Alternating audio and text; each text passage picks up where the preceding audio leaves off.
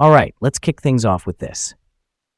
Today in Chicago, a local woman faces probation in a decade-old molestation case, raising tough questions about what justice looks like after so much time.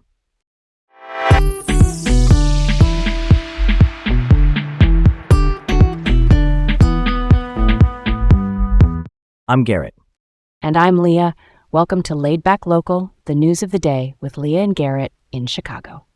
First up, Stephanie Alvarado, a 35-year-old from East Chicago, received 1 year of probation after pleading guilty to battery on a person under 14.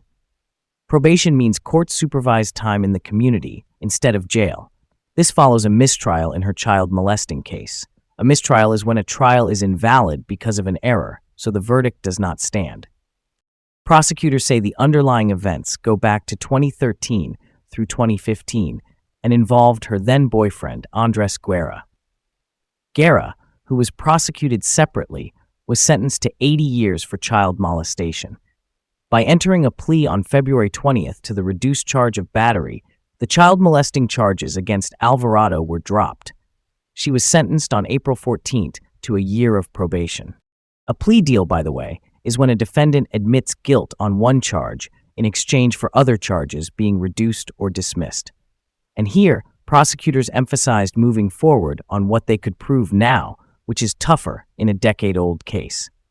Records also note an October 30th, 2015 confrontation that formed the basis for the battery count. That's heavy. It's like a very light sentence considering what was originally alleged, and I totally get why that sits uneasily. Why probation and not prison? From what's on file, the case had age and evidence hurdles, plus that mistrial. So the battery plea may have been the only charge prosecutors felt confident they could land now. Still, for survivors, that can feel like the system came up short, even when it followed the rules. Next up, BP and the United Steelworkers Local 71 are clashing over alleged violence at the BP Whiting refinery during an ongoing lockout. USW Local 71 is the union representing many refinery workers. A lockout is when an employer keeps workers from their jobs during a labor dispute. The last bargaining session was March 17th, and the union asked to restart talks on March 18th. On April 13th, both sides reported incidents at the gates, and each disputes the other's account. State treasurers, those are state-level finance chiefs, are urging BP to end the lockout, warning that the standoff is hurting local economies, squeezing tax revenues, and could even force cuts to essential services. Both parties say they're willing to talk, but negotiations have not resumed since mid-March. The longer this drags on, the more it ripples through paychecks and city budgets in our region. I'm skeptical we're close to a deal. When both sides are alleging assaults, trust goes off a cliff, and without trust, bargaining stalls. Why not just get back in a room? The union says it asked in mid-March, and BP says it bargained in good faith, but there's still no meeting on the books. Until they agree on some guardrails. Think clear conduct rules at the line and a structured schedule. Otherwise, this stays jammed up. Next up, Evanston just put teeth into its housing rules, approving fines of $100 to $1,000 per violation per day for landlords who break the Residential Landlord-Tenant Ordinance, or RLTO. An ordinance is a local law. The RLTO spells out basic rights and responsibilities for renters and landlords, like maintenance and notice for entry. The council gave preliminary approval on March 23rd and finalized the broader fines on April 13th, applying them to any RLTO violation, not just retaliation. This push followed complaints aimed at Quadrell Realty Group, a property owner accused by tenants of sharp rent hikes and poor conditions.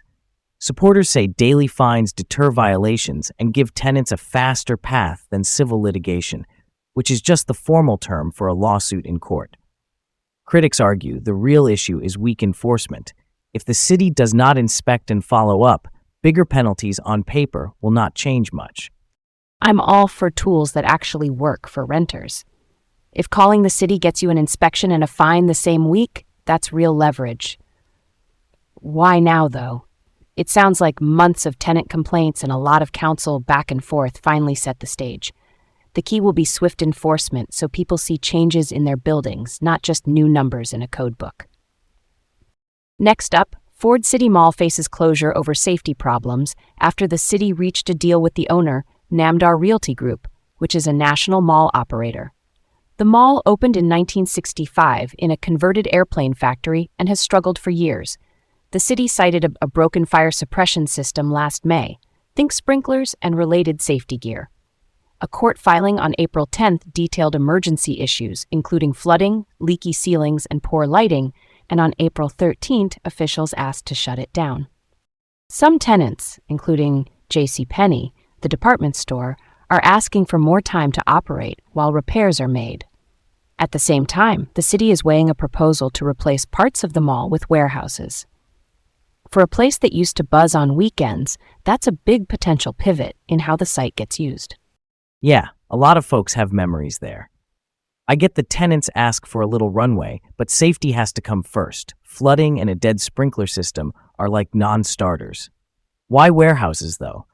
All we know is the city is considering that proposal, and it tracks with the bigger shift toward online retail and logistics.